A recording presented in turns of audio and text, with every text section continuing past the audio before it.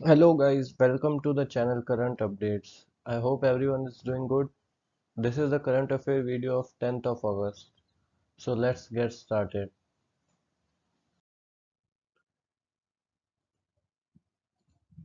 International Day of World's Indigenous People observed on which date?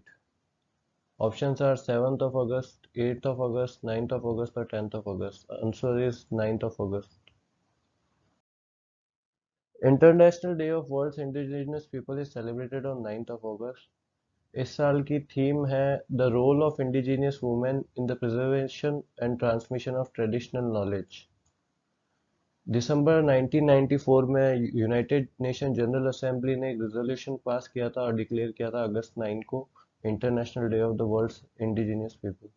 और वहीं international year of the world's indigenous people is 1993, उसके बाद ही ये resolution आया था दिसंबर में।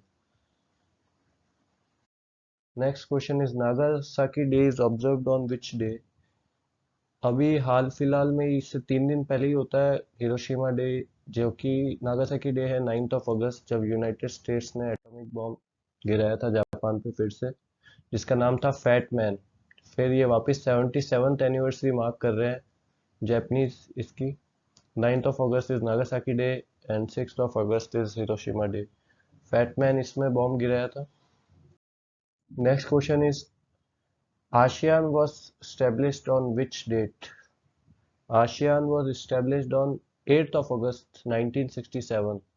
इसके हाल ही में 55th एनिवर्सरी पूरी हुई है, जिसके लिए डॉक्टर एस जयशंकर, जो कि एक्सटर्नल अफेयर मिनिस्टर है, उन्होंने ट्वीट करके कॉन्ग्रेचुलेट किया है आसियान मेंबर्स को और सेक्रेटरीट को। इसकी इस साल की थीम है stronger together. The association of south east Asian nation, ASEAN का फुल फॉर्म है, जो कि 8 अगस्त 1967 को बैंकॉक में, थाईलैंड में बैंकॉक डिक्लेरेशन से बना था, और कह सकते हैं आसियान डिक्लेरेशन से बना था। इंडोनेशिया, मलेशिया, फिलीपींस, सिंगापुर और थाईलैंड, ये पांचों इसके फाउंडिंग मेंबर है, जो शुरुआत से आसियान इन्होंने ही बनाया था।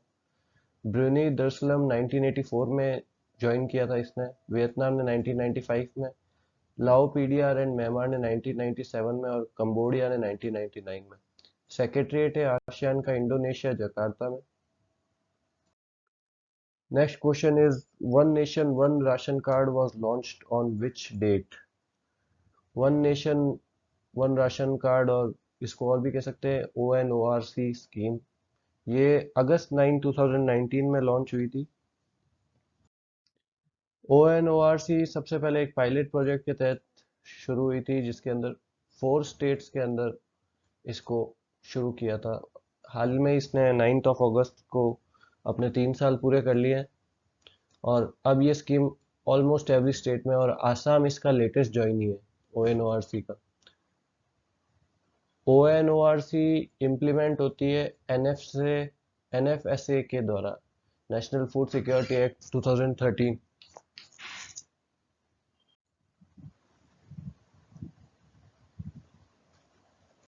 Next question is who imposed 2.33 crore penalty on Spandana स्फूर्ति फाइनेंशियल, ये एक नॉन बैंकिंग फाइनेंशियल कंपनी है शायद।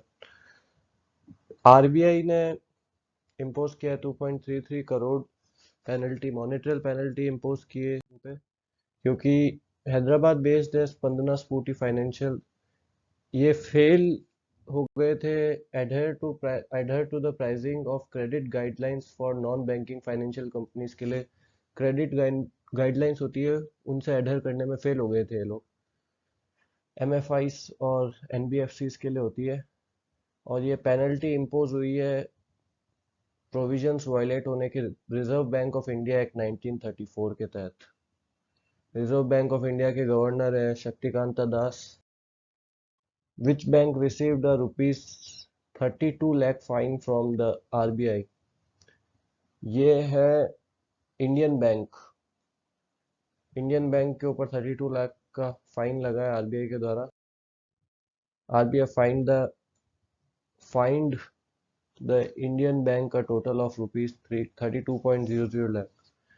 ये फेल हो गए थे सबमिट करने में एक flash report frauds involving amount of at least 5.00 crore, under section 47A(1)(c) of the banking regulation act, जो कि आरबीआई को इनको रिपोर्ट सबमिट करनी थी।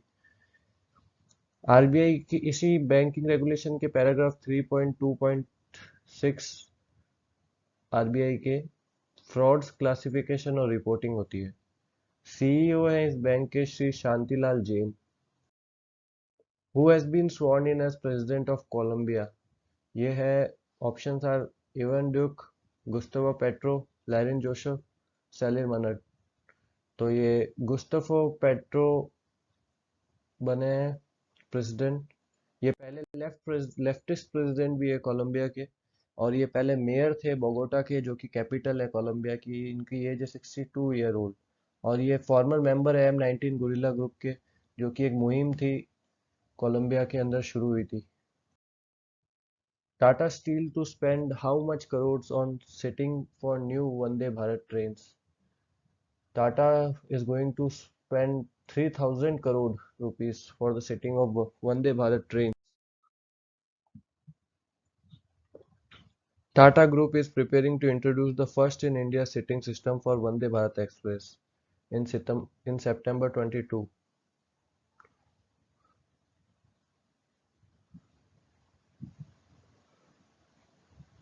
टाटा का प्लान है 3,000 करोड़ इन्वेस्ट करने का फाइनेंशियल ईयर 2026 तक।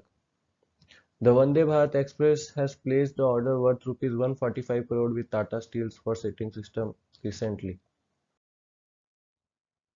Who conducted Pan-India drill Skylight to test the operational readiness? Skylight एक ड्रिल है जो कि सैटेलाइट के लिए की गई है, और वो इंडियन आर्मी ने क्यों की है? क्योंकि इंडियन नेवी और इंडियन एयरफोर्स के पास पहले से ही खुद का सैटेलाइट है एक, और डीआरडीओ के पास नहीं है। इंडियन आर्मी ने ये ड्रिल की है हाल फिलहाल में ही।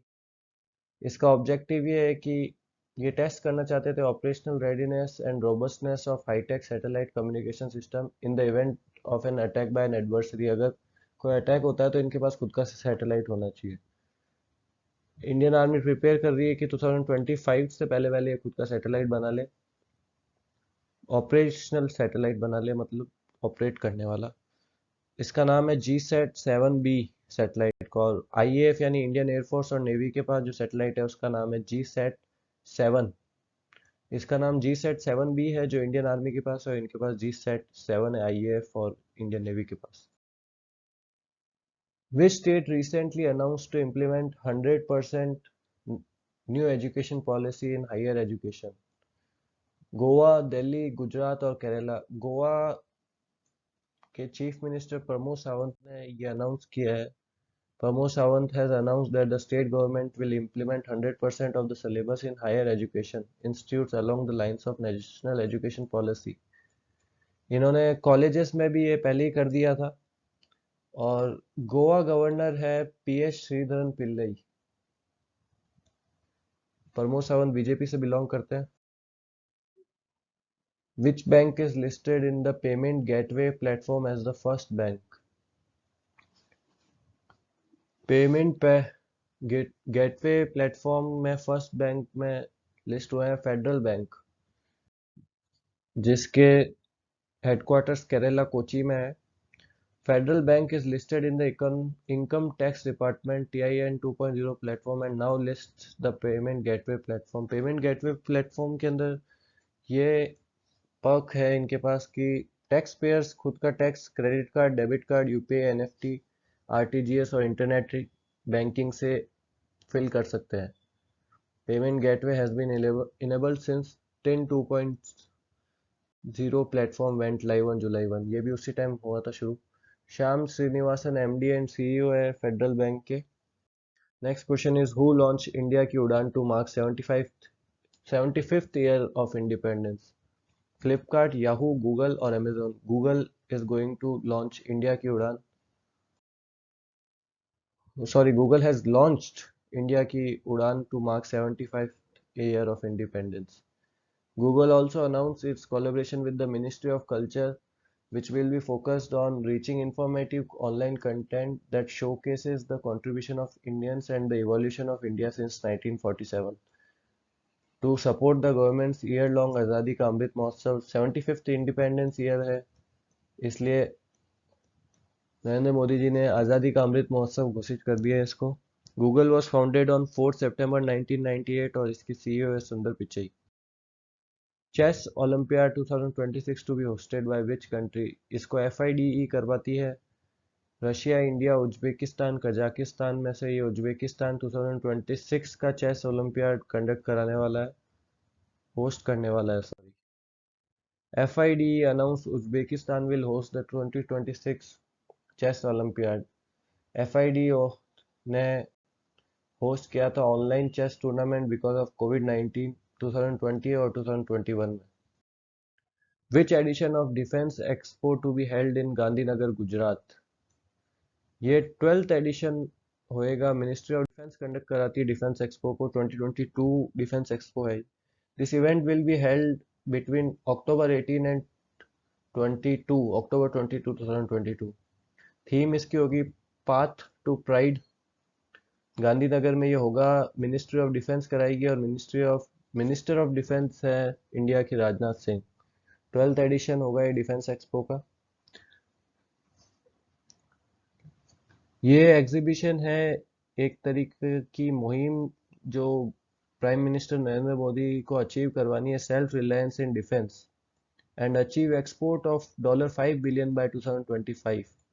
5 बिलियन के एक्सपोर्ट करने हैं 2025 तक। ये नरेंद्र मोदी जी की एक अचीवमेंट ये करना चाहते हैं इंडिया के लिए। Thank you guys.